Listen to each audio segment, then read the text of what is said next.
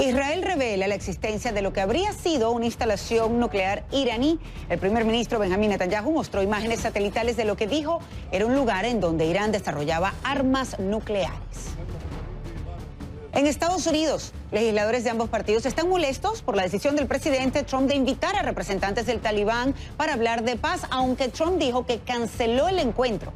La molestia se debe a que la invitación fue hecha días antes del aniversario de los ataques de 2001.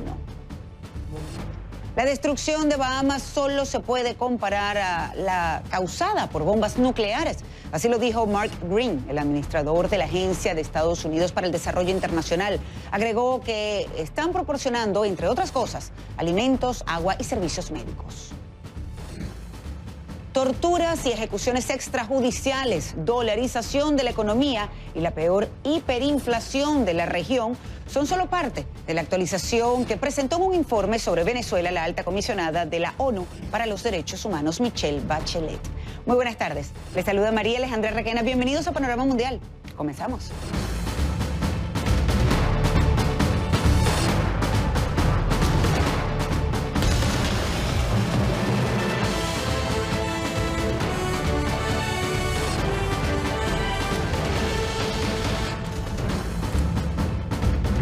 Presión, presión y más presión es lo que pidió el primer ministro israelí Benjamín Netanyahu a la comunidad internacional tras presentar imágenes satelitales de lo que dice es una nueva instalación para el desarrollo de armas nucleares iraní. Sin embargo, Netanyahu no hizo ninguna referencia temporal durante su breve presentación. Su oficina dijo a CNN que el sitio mencionado estuvo operando tan recientemente como 2003. Vamos de inmediato con José Levi, quien nos tiene más información desde Jerusalén. José, muy buenas tardes, buenas noches para ti. Un gusto que nos acompañes en Panorama Mundial, como siempre. Gracias. Adelante.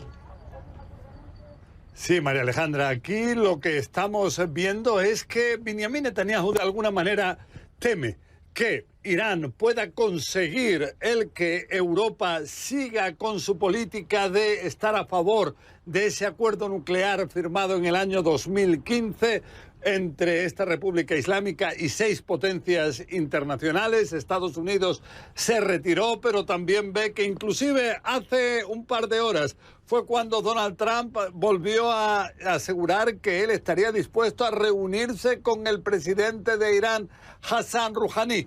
Esto a pesar de haberse retirado Estados Unidos de ese acuerdo nuclear. Entonces todo esto preocupa a Netanyahu, para quien Irán sigue con sus intentos de llegar a tener bombas nucleares. Y entonces, para reforzar estos argumentos, sería que convocó esta rueda de prensa totalmente imprevista. Ahí dijo que Irán tiene otras instalaciones nucleares que hasta ahora eran desconocidas y muy especialmente levantó la instalación en Abadé, al sur de Isfahan, y esto dice que en esa instalación se estaban realizando experimentos para poder llegar a contar con armas atómicas.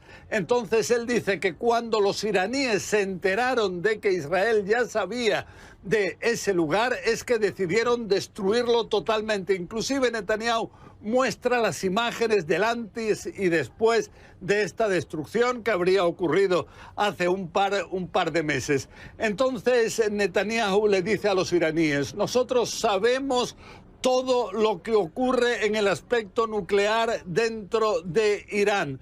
¿Dónde tenéis instalaciones? ¿Por qué las tenéis? ¿Cuáles son vuestros propósitos? Y entonces él llama a la comunidad internacional a presionar enormemente a esta República Islámica. Escuchémosle.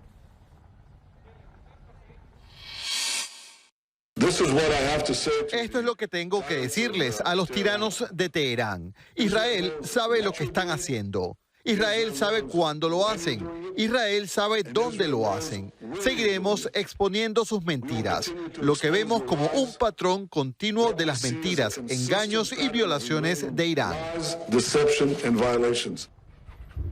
Pero los iraníes aquí, María Alejandra, niegan totalmente las acusaciones de Netanyahu. Aseguran que lo único que está haciendo el primer ministro israelí es buscar excusas para una guerra. Dice que el país que tiene armas nucleares en el Medio Oriente es Israel. Pero junto a esto está también lo que dice el Organismo Internacional de Energía Atómica, que es el que verifica a fondo qué es lo que tiene o no Irán. Y ayer la agencia Reuters citaba en este organismo a quienes aseguran que encontraron uranio enriquecido en lugares que no fueron declarados previamente por los iraníes. María Alejandra. Y de hecho, por eso mismo es que quizás entonces Netanyahu hizo referencia a cómo esta nueva base en teoría existía tan recientemente como 2003 y que fue el propio Irán o Teherán quien buscó de eliminar cualquier tipo de prueba, o al menos lo intentó. Esas fueron las palabras de Netanyahu. Pero todo esto ocurre, José, a tan solo días de las elecciones generales en Israel. ¿Qué nos puedes decir al respecto? Sí, bueno, es dentro de 8 días, el 17 de septiembre, y hay un virtual empate hasta ahora, según los sondeos, entre Netanyahu del partido Likud y Benny Gantz, su gran rival. Y entonces lo que dice Benny Gantz es que Benjamin Netanyahu lo que está haciendo es algo totalmente inaceptable: dar información clasificada de inteligencia para poder conseguir el mejorar sus posibilidades de ser reelegido como primer ministro. Junto a esto están los que defienden a Netanyahu, que aseguran que eso nunca podría ser verdad, que nunca Netanyahu comprometería la seguridad de su Estado por temas electorales, y recuerdan que desde siempre para Benjamin Netanyahu la principal amenaza que hay a la seguridad de Israel es el potencial nuclear de Irán. Es una amenaza existencial, afirma Netanyahu, y por eso es que ahora habría decidido revelar estos datos. María Alejandra. Estaremos atentos, pero ciertamente pues sabemos o nos podemos dar cuenta a tan pocos días de las elecciones, porque entonces de un lado o del otro critican o pues están a favor de esta declaración de Netanyahu, de esta revelación de imágenes satelitales. José, como siempre, un gusto tenerte en Panorama Mundial. Muy buenas tardes, buenas noches para ti. Gracias. Buenas tardes. Estados Unidos extrajo de Rusia a una de sus fuentes encubiertas de más alto nivel dentro del gobierno ruso. Funcionarios de la administración de Donald Trump le dijeron a CNN que la operación se realizó con éxito en el 2017. Según una persona involucrada directamente en las conversaciones, la decisión fue impulsada en parte por la preocupación de que el presidente Donald Trump y su administración no han manejado bien la información de inteligencia clasificada de forma reiterada y por ello podrían exponer al espía. Vamos de inmediato con Ione Molinares, que nos acompaña con más detalles desde Washington. Ione, muy buenas tardes, gracias por acompañarnos. Y ciertamente esta es una información muy interesante que se da a conocer ahora. Claro, y básicamente viene a como atar muchos de los cabos de lo que ya se había reportado anteriormente. Si tú recuerdas, en mayo de 2017 hubo gran revuelo por una invitación que le hizo el presidente Donald Trump al entonces embajador de Rusia en Washington, Sergei Kislyak, y también el mismo canciller ruso, Sergei Lavrov, que estaban de visita y que el presidente les abrió la puerta de la oficina oval. En ese tiempo, los críticos del presidente decían que era muy peligroso tener esas personas, digamos, en un sitio tan sensible en términos de información y de un lugar en donde pues no se podía necesariamente, no era, digamos, prudente tener una invitación o tener a los rusos dentro de la oficina oval. Pues ahí mismo se logró conocer días después que el presidente estuvo compartiendo información sobre ISIS en Siria y que esa información la había recolectado Israel. Y el presidente pues había sido pues bastante amplio al compartir esa información con los rusos.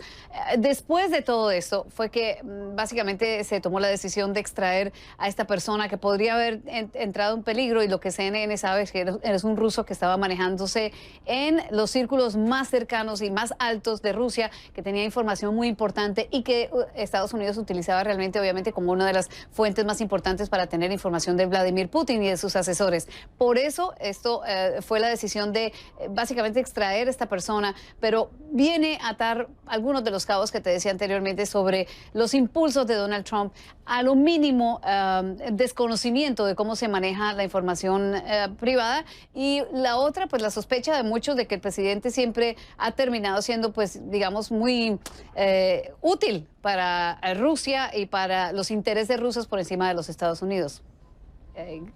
Mariale. Increíble realmente que entonces el presidente de Estados Unidos o tengan el miedo que no pueda manejar correctamente información clasificada y por eso lleva a esta decisión. Ahora, Ione, sabemos de los impulsos del presidente. Canceló una reunión con los líderes talibanes y de Afganistán. Hay legisladores que están muy molestos al enterarse que esa reunión sencillamente se iba a dar cuando hay que recordar que este próximo 11 de septiembre se conmemora ya 18 años de los ataques terroristas, el peor ataque terrorista en Estados Unidos. Cuéntanos por qué es lo que dicen los legisladores específicamente y también si hay reacción por parte del gobierno de Afganistán. Pues uno pudiera pensar que la molestia viene de los críticos del presidente, que son básicamente la mayoría de todos los demócratas, perdón. Pero no, en esta ocasión, Mariale, también son los republicanos muy molestos por lo que dicen es abrirle las puertas y mucho más de Camp David, pero especialmente las puertas de Estados Unidos en general, a un grupo que, aunque no está catalogado como un grupo terrorista, sí es un grupo que básicamente ha sido una piedra en el zapato para el trabajo de Estados Unidos en Afganistán, los enlaces y lazos que ha tenido con ISIS, etcétera. Entonces, el hecho de que el mismo presidente haya decidido tener ese espacio con Talibán dentro de los Estados Unidos era suficiente, pero pues obviamente el presidente insiste, y lo dijo ahora en camino hacia Carolina del Norte, que es su decisión de acabar con estas pláticas fue de él y nada más de él. Aquí está. No, de hecho, en cuanto a consejeros, me valí de mi propio consejo. Me gustaba la idea de una reunión. Me he reunido con mucha gente mala y mucha gente buena durante estos casi 3 años. Y creo que una reunión es algo excelente. Creo que el reunirse... ¿Sabe? Hablamos de guerra. Hay reuniones con guerras. De otro modo, las guerras nunca terminarían. Durarían para siempre. Teníamos una reunión programada. Fue mi idea. Y fue mi idea cancelarla. No creo que No lo discutí con nadie más. Cuando escuché simplemente que habían matado a uno de nuestros soldados y a 12 otras personas inocentes, dije, de ninguna manera me reuniré sobre esa base. De ninguna manera me reuniré.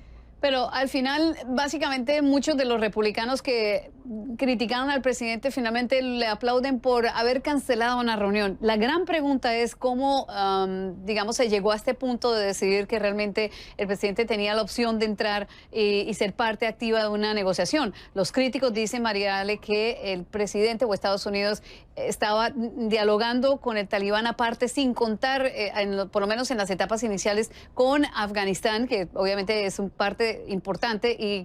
Incluso los que conocen de este tema en el Congreso dicen que no hay paz y Afganistán obviamente no tiene la posibilidad de ser parte de estas negociaciones. Uno por un lado, y el otro, pues que todavía está muy flojo y digamos, estas negociaciones no estaban avanzando tanto, que el presidente decidió entrar porque sí, pensando que él sí podía avanzarlas. Los críticos dicen todos estos son serios problemas de política y de estrategia. Mariale.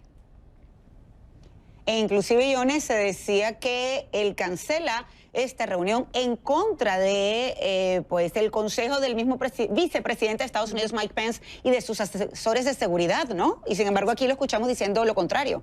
Sí, lo que no querían ellos era, en términos generales, que se diera, por ejemplo, en Camp David, ¿verdad? Que es la finca presidencial. Y estaban reacios precisamente por lo que tú anotabas también al comienzo, el hecho de que estas negociaciones se dieran tan cerca del 11 de septiembre, donde había, pues, el país siempre entra en un momento de reflexión y es bastante duro para el país recordar lo que ha ocurrido, aunque haya sido ya hace 18 años. Todas esas circunstancias malas que tú anotabas, había muchos asesores que estaban en contra de todo esto y el presidente simplemente desatendió esas sugerencias y estos consejos, y ahora pues el mismo presidente, antes de irse a Carolina del Norte, dijo que no era cierto.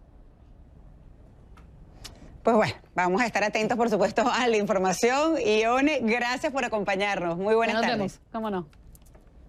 Nos vemos.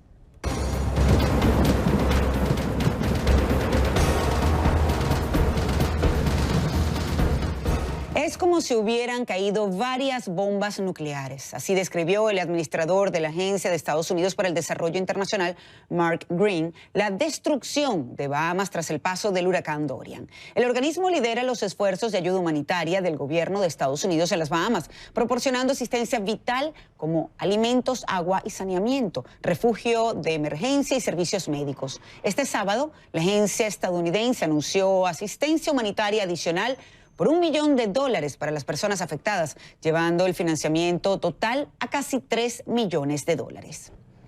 Las autoridades en las Bahamas creen que hay gente que aún permanece atrapada o enterrada entre los escombros, pero desconocen el número exacto o cuándo podrán llegar a ellos. Sin embargo, se preparan para lo peor.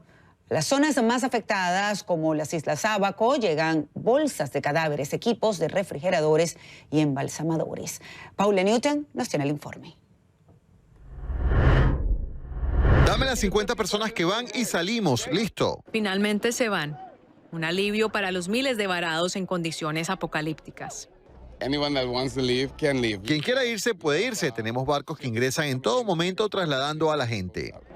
En el puerto Marsh, ellos hacen fila en el puerto hora tras hora con una sola idea en mente.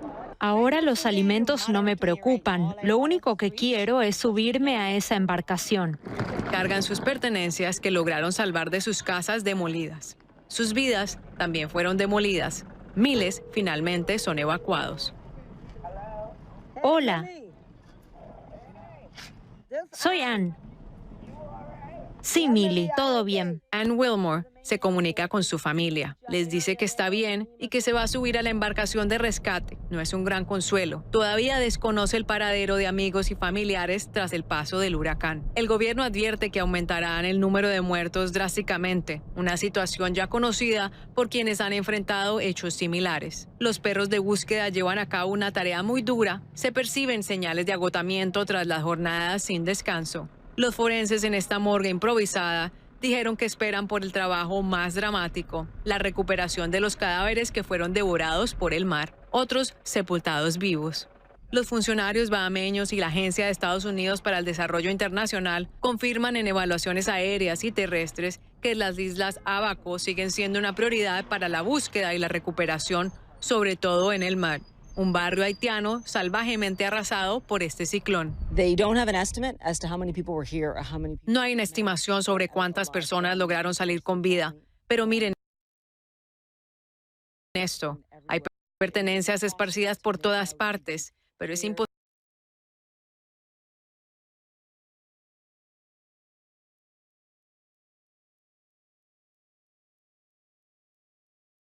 ¿Dónde estaban las casas?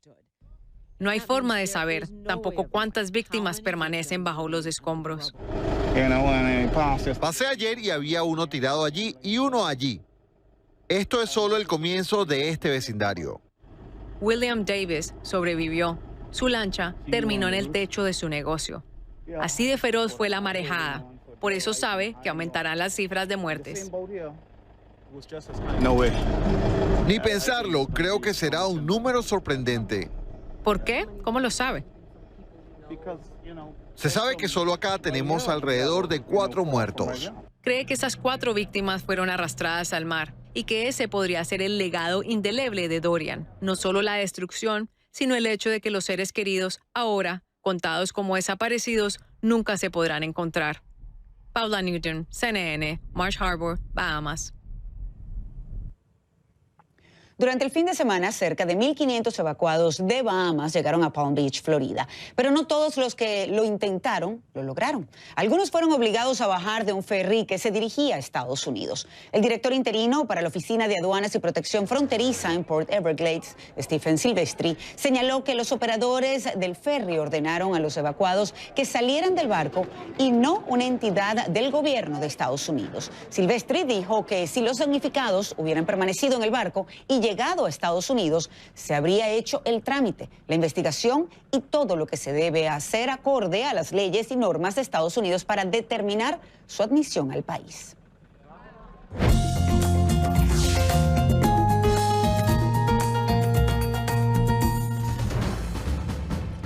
Sus comentarios, recuerden que los pueden hacer en mi cuenta en Twitter, @RequenaCNN. Si gustan, pueden utilizar la etiqueta Panorama Mundial, el hashtag Panorama Mundial, para que nos digan qué opinan de los temas que hemos tenido hasta ahora en el programa y los que vamos a tener luego de esta muy breve pausa. Por ejemplo, el Parlamento británico libra una carrera contrarreloj. En estos momentos se celebra un debate de emergencia antes de que el gobierno suspenda las sesiones parlamentarias hasta el 19 de octubre. Y en Japón, al menos 1 millón de personas están sin electricidad y 100 vuelos fueron cancelados. Les contamos más en breve aquí en Panorama Mundial.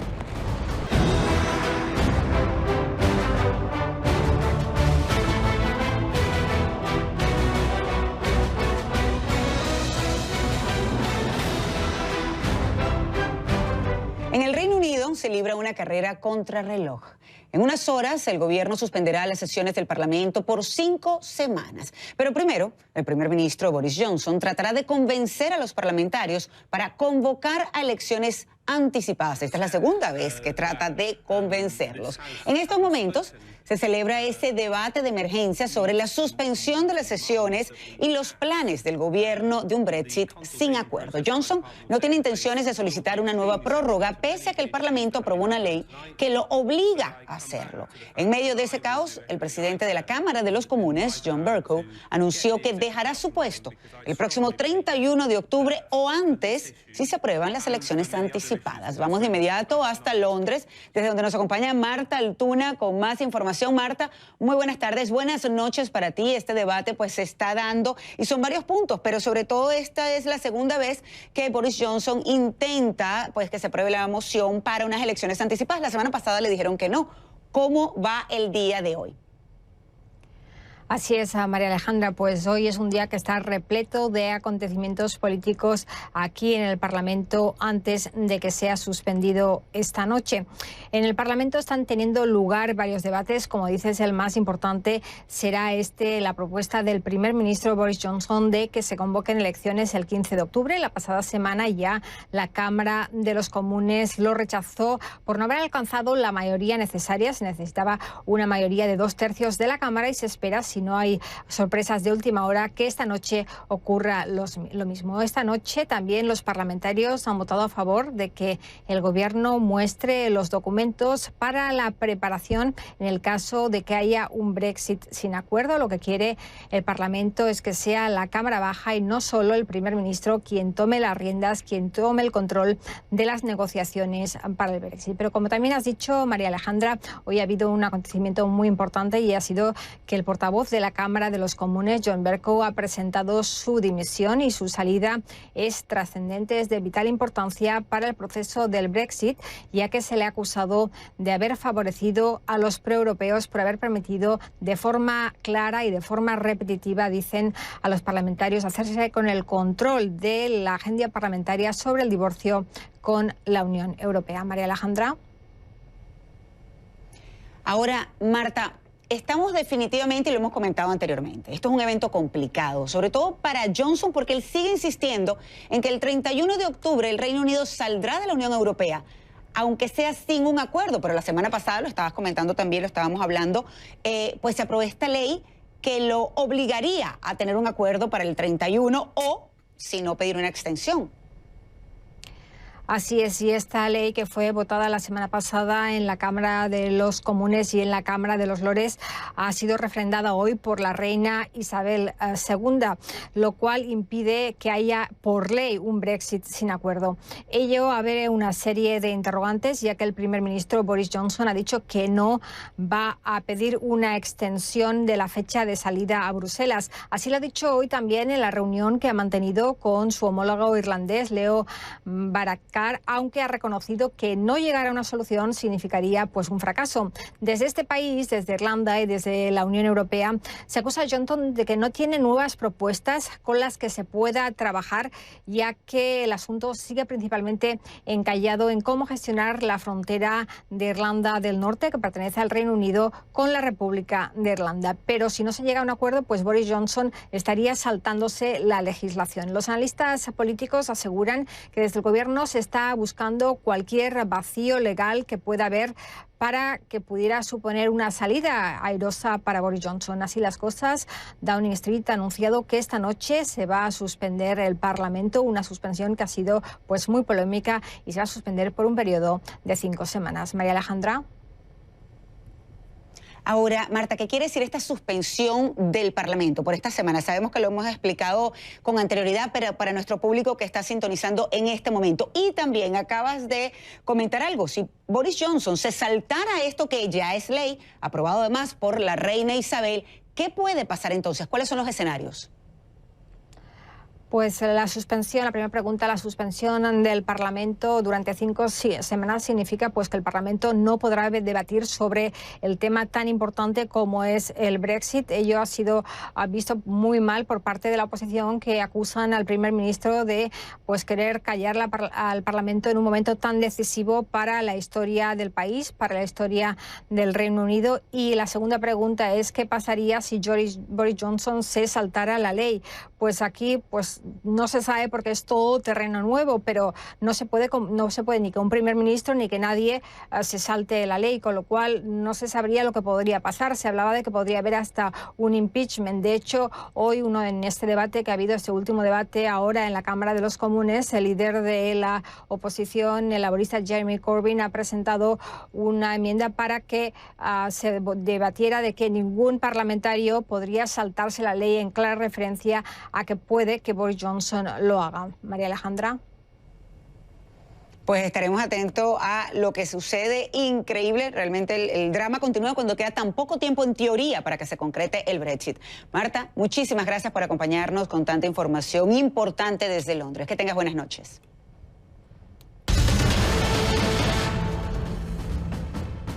Un saldo en rojo dejó el tifón Faxai en Japón, de acuerdo con la agencia meteorológica japonesa.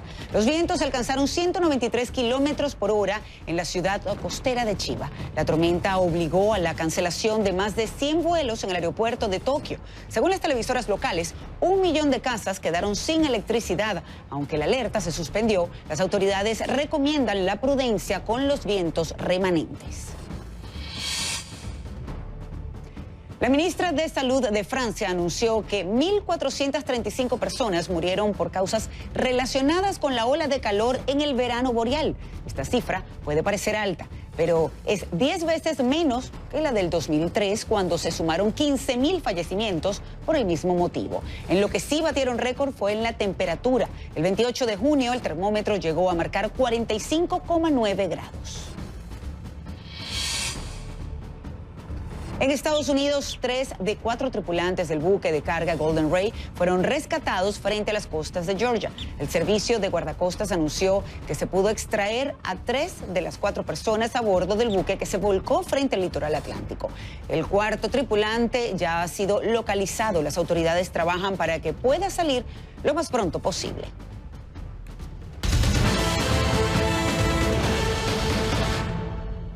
Casi todos los vuelos de British Airways se cancelaron por una huelga de pilotos. La medida es adelantada por la Asociación de Comandantes de Vuelo de Gran Bretaña por una disputa de aumento salarial con la aerolínea. La postergación de los vuelos programados para este lunes y martes afectó a cerca de 200.000 pasajeros. Los capitanes reclaman un aumento superior a 11,5% que les ha ofrecido durante los últimos 3 años. El paro podría costar unos 49 millones de dólares por día a la compañía.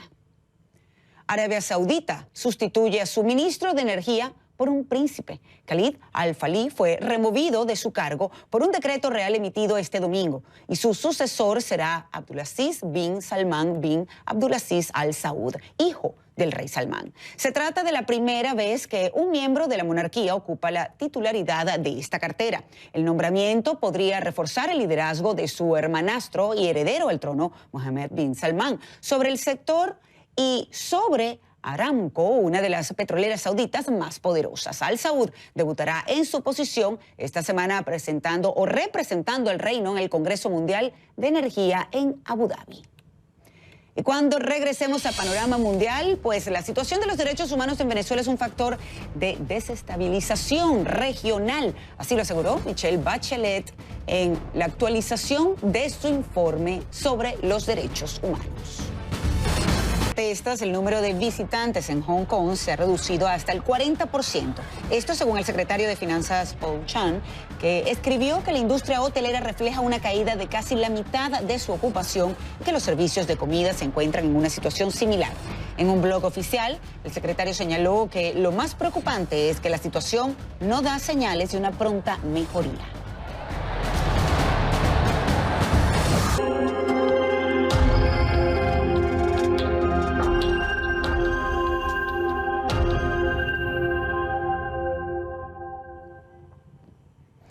Michelle Bachelet presentó en Ginebra una actualización de su informe sobre la situación de los derechos humanos en Venezuela.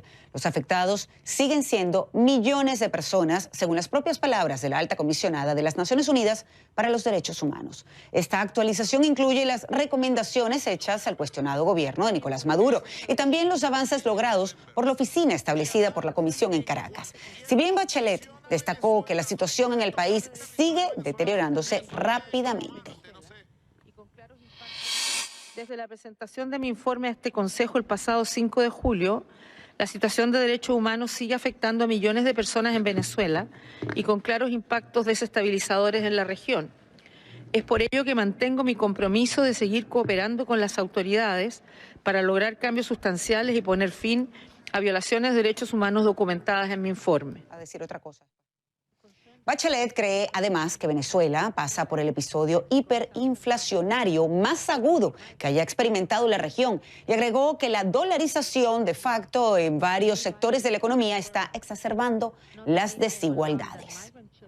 El dólar gana terreno en la economía venezolana y se hace presente en transacciones cotidianas pese a que existe control cambiario desde hace más de 16 años. Esa suerte de dolarización informal surge en medio de una hiperinflación acelerada, como comentaba Michelle Bachelet, pero también de la escasez del papel moneda local en las calles. Osmari Hernández nos cuenta los detalles.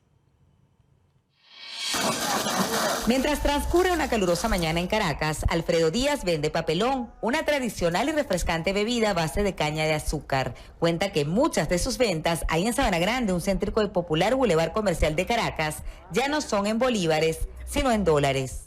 Hace más difícil tener el efectivo en bolívares que tenerlo en dólares.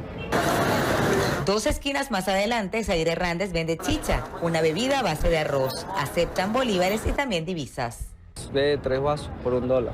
Ya se observan en algunas vidrieras y comercios los precios en dólares, aunque en algunas páginas web de ventas los llaman Trump. Como parte de las causas para este fenómeno, los expertos destacan la escasez del papel moneda local, un problema reconocido por el gobierno del cuestionado presidente Nicolás Maduro, quien atribuye la situación al contrabando. Pero la razón va más allá y tiene mucho que ver con la hiperinflación. Incluso se registran aumentos acelerados de los precios de la moneda. Los dólares, yo sé que al día siguiente tengo un sustento que no se está devaluando, sino que va subiendo y con eso puedo respaldarme a medida de mi trabajo. A cambio con el bolívar cada día hoy hice algo y ya mañana eso no me sustenta los bolsillos. La realidad es que ya al público no le sorprende la fijación de precios en dólares. Tú vas al médico y te dice tanto $50, $100. Con el dólar hay un problema de que no hay sencillo circulante, entonces uno va, por ejemplo, yo vivo en la frontera y compra dólar menudo en la frontera para pasarlo. La dolarización ocurre en los productos y servicios básicos y especialmente en medio del auge de bodegones repletos de productos importados para bolsillos selectos. Hay abundancia, pero solo para los pocos que pueden pagarla. Aquí en Venezuela, bueno, cualquiera va y hace mercado con billetes de $100, de $50, y eso fue algo que nosotros advertimos con la hiperinflación. El bolívar va a morir y va a venir una nueva moneda. Una situación que comienza a causar molestia en el sector oficial. Lo que nosotros debemos hacer es fortalecer nuestro bolívar, obligar a que las transacciones sean en bolívares o trueque, obligar.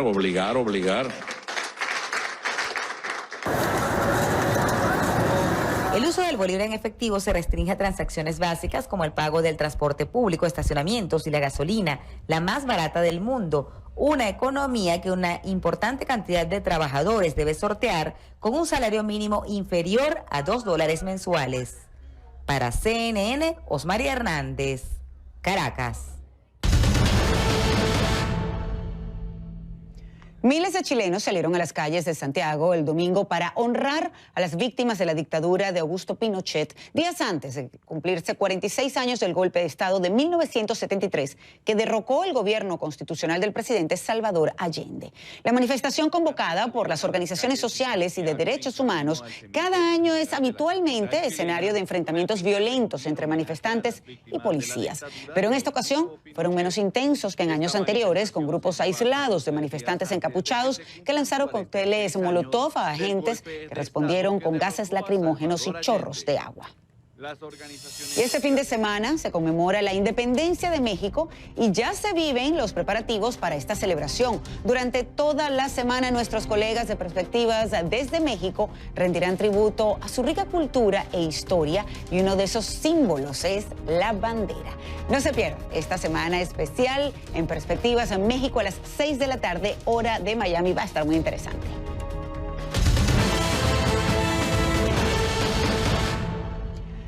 Corea del Norte considera retomar las conversaciones sobre desnuclearización con Estados Unidos. Según la Agencia Central de Noticias, el vicecanciller norcoreano dijo que deben coordinarse la hora y el lugar para el encuentro. Las conversaciones están en un punto muerto desde la fallida cumbre de febrero. Sobre el tema nuclear, Corea del Norte sacudió el mundo el 4 de mayo, cuando reanudó los lanzamientos de misiles después de 520 días. El presidente de Estados Unidos repetidamente restó importancia a los ensayos de misiles de corto alcance. Ahora, dos expertos en defensa del ejército de Corea del Sur analizaron recientemente las capacidades de Corea del Norte y caracterizaron su tecnología usada como creativa e ingeniosa. Desde Seúl, David Calder nos informa. Los niños en la capital de Corea del Sur juegan en la fuente para sacarse el calor. Locales y turistas buscan la sombra mientras pasean por las ajetreadas calles de Seúl. Pero muchos no pueden protegerse de los miedos y la incertidumbre acerca del futuro. Soy estudiante universitario y me gradúo pronto. Lo que más me preocupa es conseguir trabajo. Puede que suene extraño. El miedo económico es más prevalente que la preocupación por un conflicto militar. Pero con esta nueva ronda de pruebas, los expertos de defensa militar aquí les preocupa que Corea del Norte está reforzando sus capacidades militares con rapidez. Esta imagen prueba que los misiles norcoreanos son precisos. Kang Choi sirvió como director senior en el Consejo de Seguridad Nacional de Corea del Sur. Ha estado analizando las múltiples pruebas llevadas a cabo por Corea del Norte desde principios de mayo. Esto es realmente imaginativo, pensamiento creativo. El doctor Choi apunta a este camión maderero renovado como ejemplo. Dice que permite hacer lanzamientos móviles y reducir el tiempo de advertencia. ¿Tomaron ese camión maderero para árboles y lo convirtieron en un lanzacohetes? Sí. Desde fines de 2017 y durante todo el 2018, las cumbres entre Trump y el líder norcoreano desviaron la atención de la demostración de semejante poderío militar en su momento. Vincent Brooks, general del ejército estadounidense, contó cada día que pasó sin una provocación del norte. Cada día de conteo nos hacía pensar que esto era aparentemente real. Su conteo se detuvo a los 520 días. El 4 de mayo, Corea del Norte reanudó el lanzamiento de misiles una vez más. Siguen mejorando sus capacidades y se requiere una respuesta profesional. Los funcionarios dicen que los lanzamientos de misiles violan las resoluciones del Consejo de Seguridad de la ONU. Pero el presidente Trump dice que no se violó el acuerdo que él firmó con Kim en Singapur. Nunca restringimos los misiles de corto alcance. Veremos qué ocurre. Muchos países tienen esos misiles. Los misiles de corto alcance igual pueden caer sobre Corea del Sur y Japón. Estos misiles sí amenazan a nuestros dos aliados más importantes y aliados principales. El general Brooks dice que confía en la alianza entre Corea del Sur y Estados Unidos para salvaguardar la península. En realidad, los ensayos de Corea del Norte hacen que sea más fácil para nosotros entender las capacidades del sistema. El doctor Choi teme que Corea del Norte prácticamente haya perfeccionado su capacidad para evadir los sistemas de defensa misilísticos. Vuela muy bajo y luego le da justo al objetivo, en el blanco. De nuevo en las calles de Seúl, la gente elige no pensar en las posibles amenazas. Los lanzamientos de misiles son muy comunes. No me preocupo demasiado al respecto. Entre tanto, esperan que la próxima generación pueda disfrutar de una nueva tranquilidad junto a sus vecinos del norte. David Culver, CNN, Seúl, Corea del Sur. Breve pausa, pero cuando regresemos, los deportes. Rafa Nadal sigue acrecentando su leyenda en el tenis y Luis Gerardo Buche nos tiene todos los detalles. No se muevan.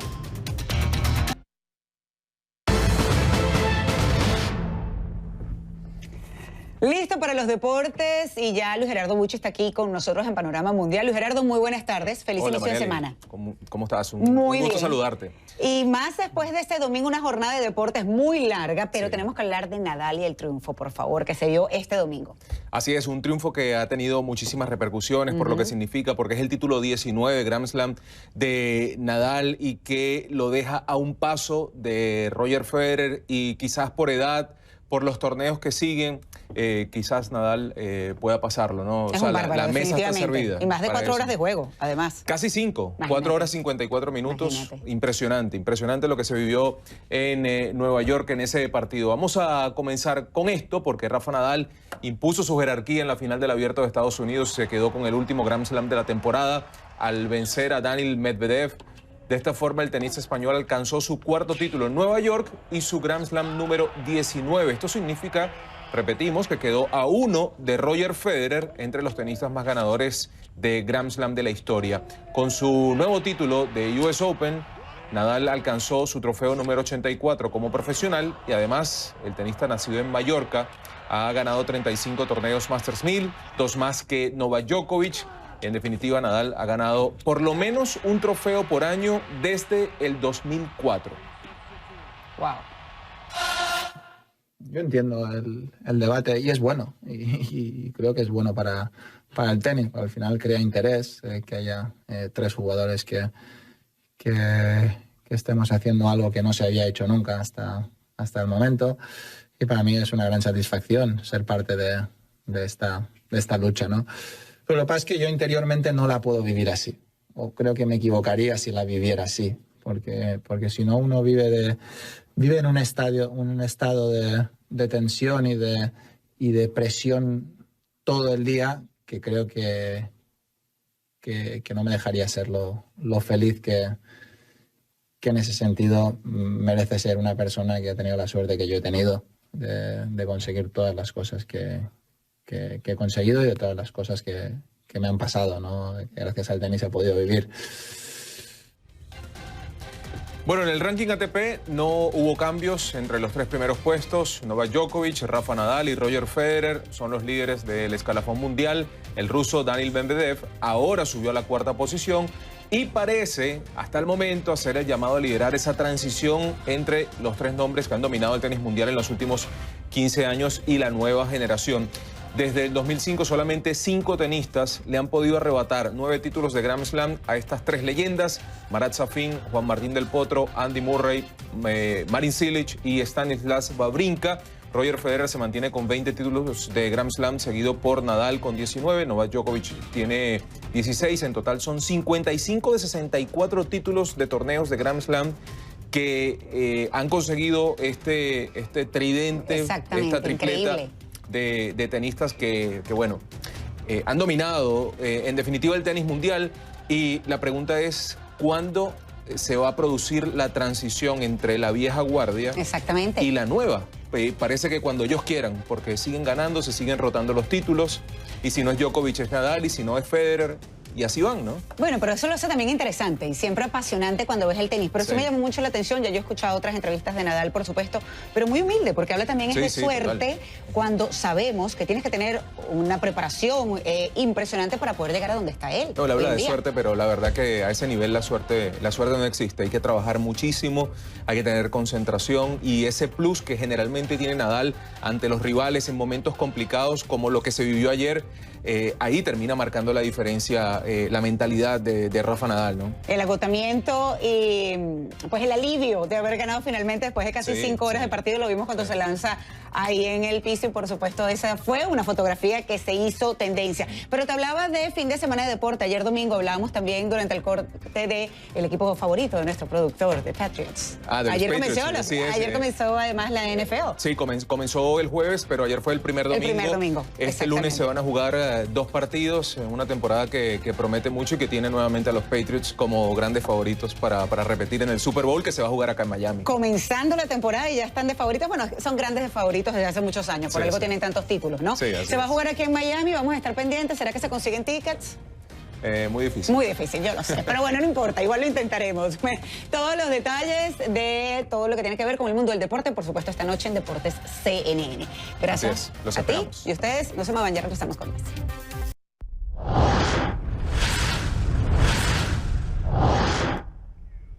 Ione Molinares, qué bueno conversar contigo 2 veces en el mismo programa y sobre todo cuando hay tanta información desde Washington. ¿Qué tenemos hoy en Directo USA?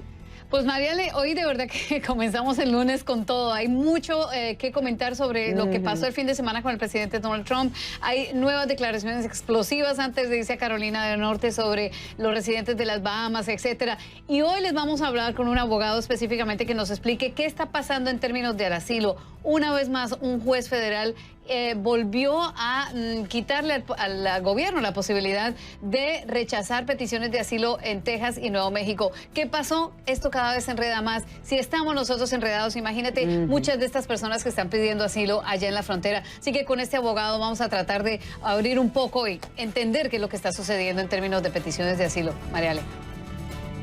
Y vamos a estar atentos, por supuesto. Gracias, Ione. Feliz tarde. Nos vemos. Bueno.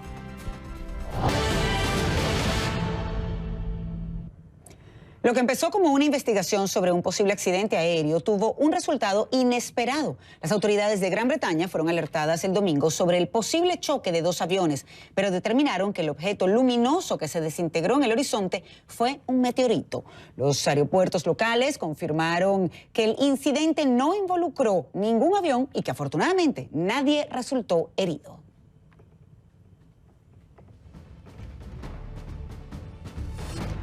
Y sigo atento a sus comentarios en las redes sociales. Ya estamos terminando Panorama Mundial, pero quiero aprovechar para agradecer las opiniones de todos ustedes. Por ejemplo, LP Víctor Palencia nos dice: increíble y tenebroso los secretos que guarda Irán, con la única intención de causar caos y terror entre las naciones. Ojalá dieran estrategias como mejorar la paz global. Eso sería grandioso. Saludos desde Durango, México. Muchísimas gracias a ti y a todos los que nos acompañaron durante esta hora de Panorama Mundial. Un gusto informarlos en este comienzo de semana y será hasta mañana cuando regresemos con mucho más. Buenas tardes para todos.